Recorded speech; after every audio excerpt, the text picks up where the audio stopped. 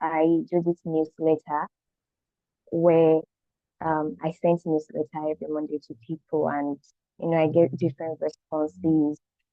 Um, and for some reason, I had to schedule a call with one of them 2 days ago, and she was like, "Oh, I attended um the build. That's what we call it in Yali Network.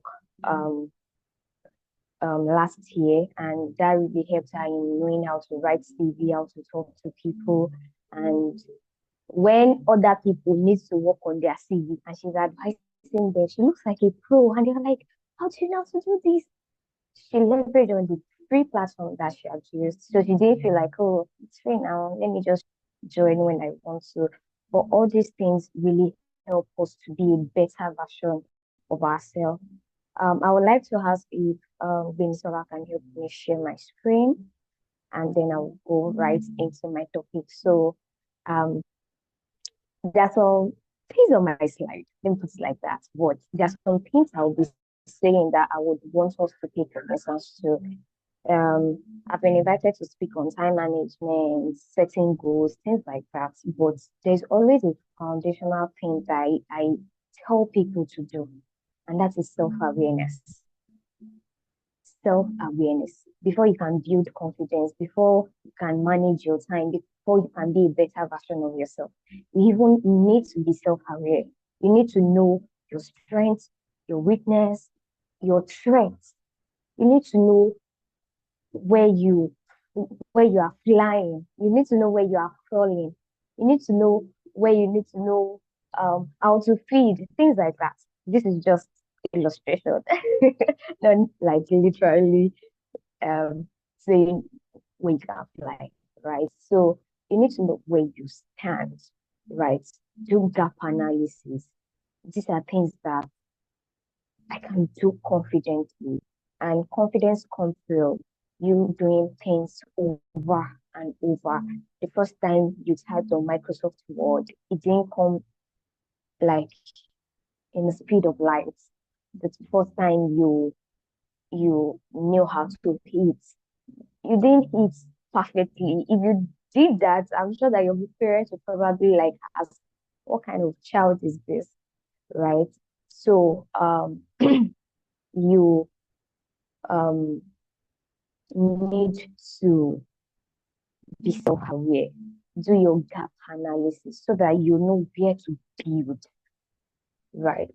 So now to my slide. I hope I'm preaching to someone this slide. Okay, so the next slide. Okay, so true and two truths and one lie. So I would like everyone to participate. So I'm going to, this is my own example. So you guys are to guess the lie. And I would want one or two people to also unmute their mic and, tell us two truths about themselves and the lie. So we are to guess. So other people are to, make comments in the chat box. So can we do that? I like our responses. Please, you people don't hear me. Don't hear me. So we are answering my first. Um, and this would let me know if you guys are with me. So I am a dietitian. I've worked as a monitoring and evaluation officer. I am fluent in 3 languages. So let me start comments in the chat box.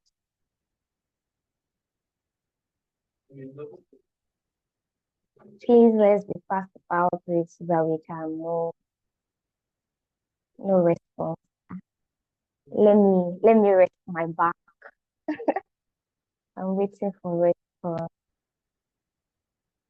Are we shy?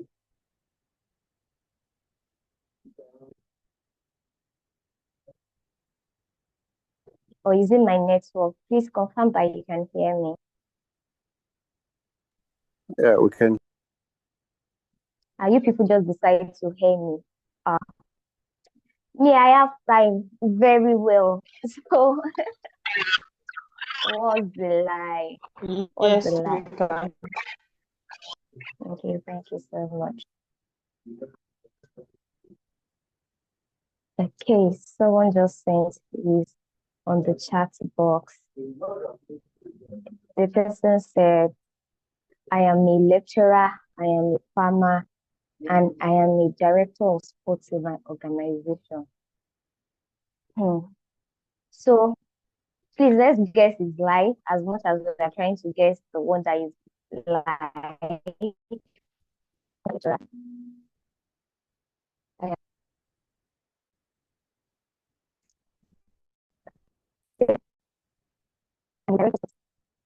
No, I think I am a lecturer. I think I am a lecturer. Yes. Okay. We have about 30 people on the call. I'm still expecting messages to more or more. I'm a pastor. I am a professional. I am a lawyer. This is not fair. This is not fair. I am a pastor HR. Hmm. I don't want to be judgmental, but saying it's more difficult. Um, I'll say I am a pastor is the lie. Yes. I am a personal stylist. Why are you people doing this? This is I am Rwanda president is a lie. Is a lie. Is a lie. That one is obvious. I am a personal stylist. I am now, all these three goes hand in hand and ha.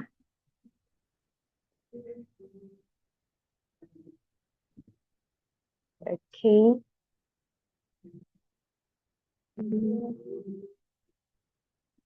Okay. I think I got one correctly. Wow.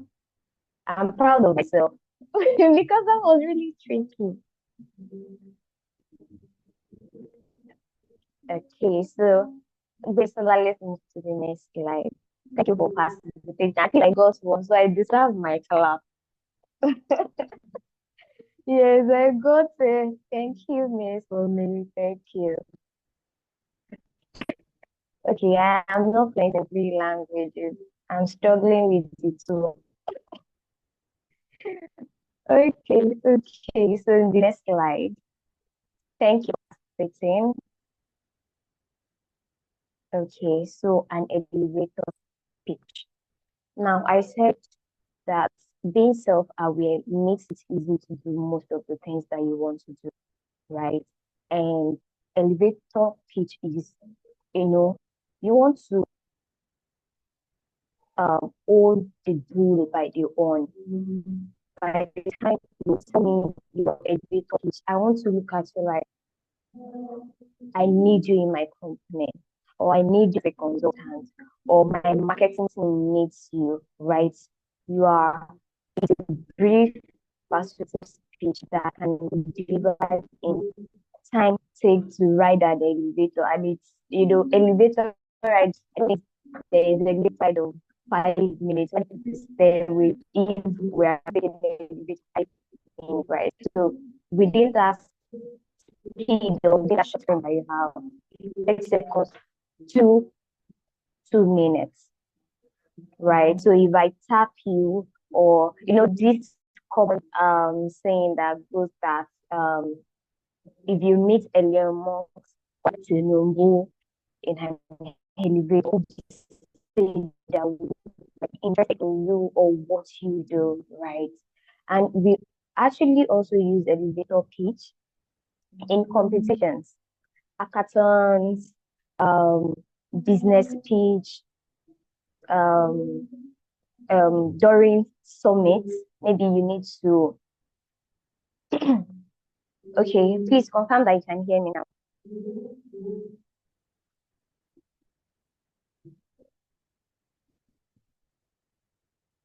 Please confirm that you can hear me. Okay. I'm trying to reduce.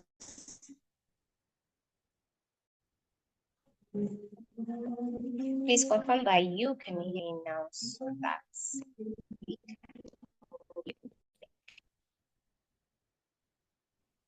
okay, so this is something you want to within short period of time. The whole purpose is to introduce yourself, share your skill, your personality, and then you spark interest in your work or idea, and that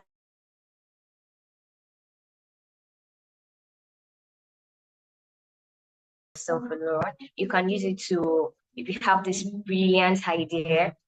And I don't know if you've seen any hackathon. You have, I think the highest time that we give you for a elevator pitch in hackathon is probably 5 minutes. And that's for maybe the first stage, right?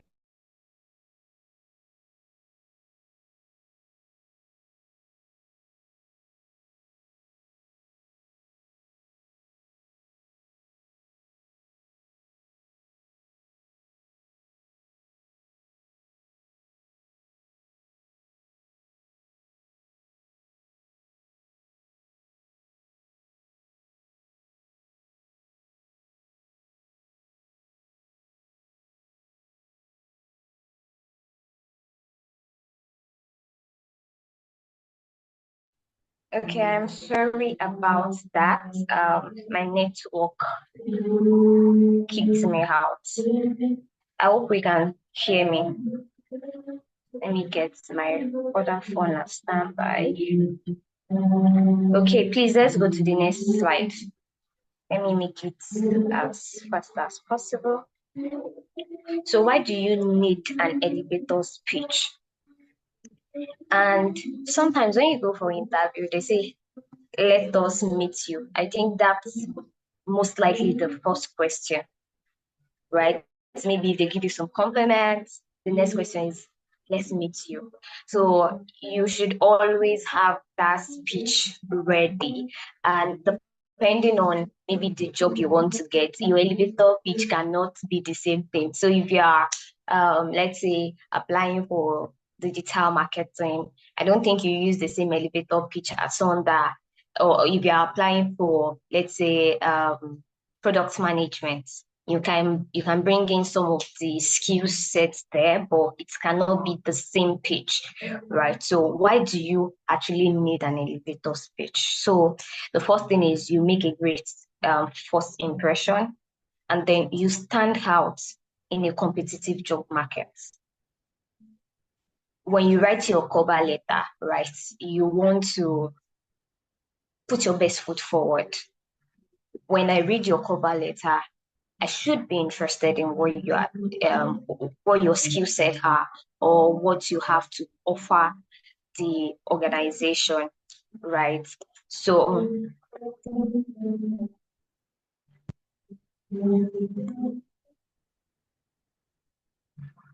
okay. The next thing is,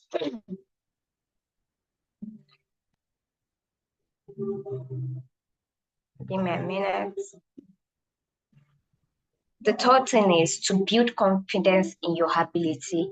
You already know your skill sets, you already know your strengths, you know your weakness. So you can actually say some things confidently about yourself. And also the last thing is there are many reasons, but the four that I'm actually pointing out is this, like, so it opens door to new opportunities. So you met someone at an event, a summit, conference, you greet one another, and then you talk about what you do, you ask about the other person too, and you never can say. They might just tell you that, oh, I have a friend who is looking for someone, so it opens door to new opportunities. Um, Please let me be sure that we can still hear me, and hope we can still hear me. Yes, Okay. ma, we can hear you. But please, sorry, ma, I'll be sharing the link on the chat box now. In case this call goes off, please kindly join with the next link. Thank you. No problem. No problem. Thank you so much. So we'll be moving to tips for crafting an elevator pitch. I know that this is something that many people struggle with because you want to say something that resonates well with the other person. And sometimes you might not even know that other person very well. You might have, let's say, researched the company, research about the hackathon, research about the people that are inviting to the conference. But you want to be sure that your elevator pitch would actually captivate the person you're saying it to. So the first thing is you start with a strong opening that grabs attention, right? The next thing is use a storytelling technique to make your pitch more relatable and memorable, right? Um, the third thing is please never ever forget to mention your name. Don't ever forget that. Your name is one of your unique identity. So even if for any reason I might not even need your service at that particular time, your name should be something I remember when I need that service. So don't forget to state your name, your profession, and your unique value proposition. And you might hear this a lot in business, in product management, in the tech space. As an individual, you need a value proposition. What is unique about you? If you ask like people that I've worked with, my value proposition, the first thing they will tell you is Toby is a resourceful person. If you need a help for anything at all, she will get it done. And this is not because I know everything, but I would always reach out to someone that knows someone that knows someone that will actually help me get things done. So I am resourceful. That is my value, right? So as an individual, for your business, for your idea, they have to have value proposition. The fourth thing is practice, practice, practice. They say that this developing an habit, you have to like repeat and repeat, to make it stick. So when you have like an elevator pitch, you might have, how we do fill in the gap. I am this. You put a dash, you fill in those things. So it's something that you can always reuse, right? And then you practice. The more you practice, the more you gain confidence. Yeah. So the next thing is, what are the common mistakes people make when delivering an elevator pitch? Can anyone guess? Or anyone that has idea, maybe you've gone to a program before and one or two things, right? So I would like our comments before I proceed.